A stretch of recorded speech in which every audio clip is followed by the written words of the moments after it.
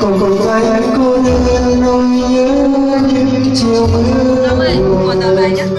Hát tiếng về mà anh nhớ em Nhức đầu lắm. anh nhớ em từng đêm mưa chớp đến hát này bằng chắc khóc phải đấy dễ thôi. đừng quên bao nhiêu giây sâu thẳm bên nhau từ lúc ta trao khi đó đến giờ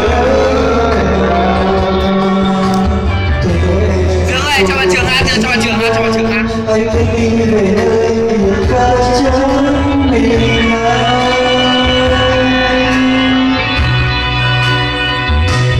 đừng quên xa khi nhớ không còn một mình anh đang nghe nắng quay về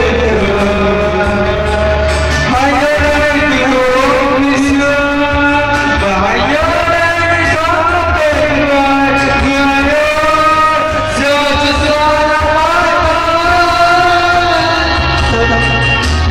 mãi chỉ khi yêu còn giờ thì rơi bên yên ôm lấy đôi tim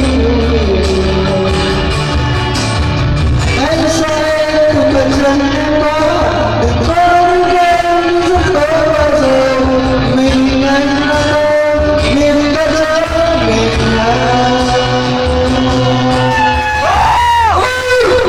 Ui thề. Sơn hát đi, chọn bài đi. Ông mới lên chọn đi, khổ không? Mệt rồi.